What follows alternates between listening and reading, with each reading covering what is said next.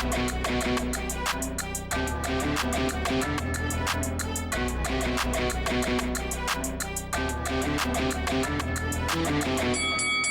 guys, welcome to Boxing Squared for boxing news and views from around the internet.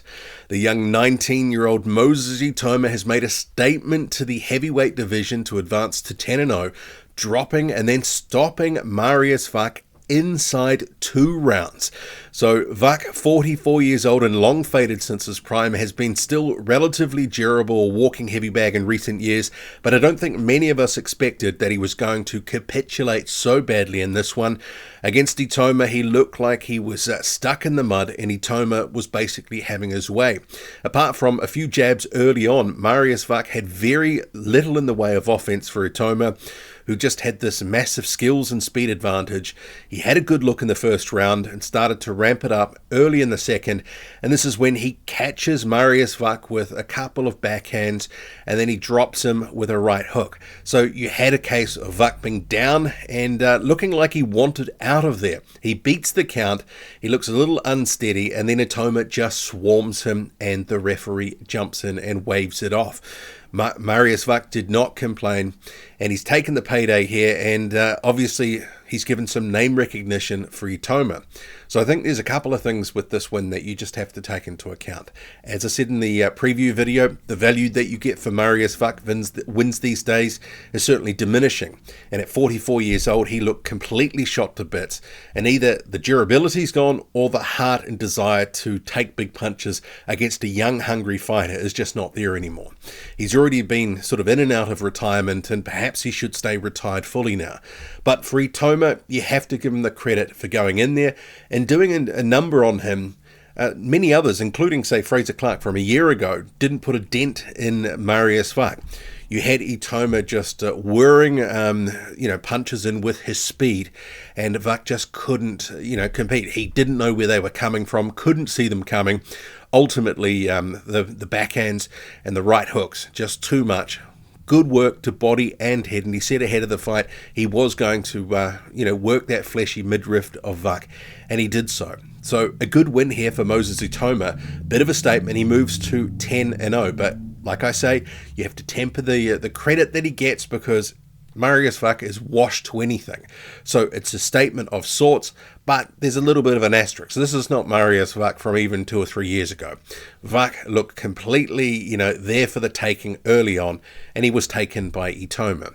But in terms of name recognition, in terms of trying to build him to a wider audience, these sorts of performances, really do something good for Itauma. It's going to help build more name recognition. He was very high up on the bill for Chisora and Joyce on this card. So getting a stoppage against a guy who's fought for a world title and has been notoriously durable.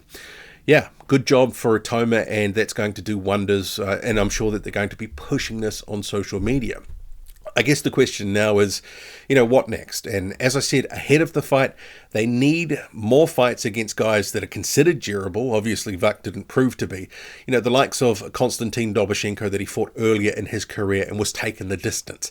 That type of guy at this stage, when there's not too much expectation, there's not too much pressure, you can still fight those guys that have got losing records but are extremely durable, if they're going to give him something of value. You had the commentators. Carl Frampton talked about Alexander Usyk and mentioned that it probably for Itauma, he could be a potential opponent for Usyk and not too far away, which, instantly I scoffed at. I think that's too much too soon. And I think for, Alexander Usyk, he's not looking at that fight. That's 2 or 3 years away at that point. And by that stage, Usyk's not even fighting. But you did have Fabio Wardley saying after the fight, because he was on guest commentary, that the hype around Itauma is real. I think what we know is he is a talent. He's got good skills, good hand speed, and he can, crack a bit. I don't think he's the biggest puncher, but at a certain level, he's going to be a very, very dangerous and certainly a handful, especially when he is more seasoned and he's coming into his prime. 19 years old, there's still a lot of development and learning, but something like this, big stage, more exposure. He's been on some of the Saudi cards for some showcase fights. They're building him the right way. But, it's all well and good having guys that he can stop in 1 or 2 rounds, and it's unfortunate for him this didn't go longer, because it would have been good to see him trying to break down a guy who was durable. So we'll see what happens with the opponent and the matchmaking next. I mean, someone else also mentioned on the commentary potentially Dillian Whyte. Whyte's not going to consider that fight. 1, there's no money in it for him, and 2, I just don't think Dillian Whyte would ever consider. It would be a big step back for Whyte to basically say, I'm a stepping stone for a prospect. But Moses Itauma is turning some heads. It's good to see. The young man has got some confidence. He's growing in confidence, and I think the skills, he's improving. What do you make of it all? Drop a comment, loud and often. Hit like, hit subscribe. Follow me on Twitter, boxing_squared. I'm out.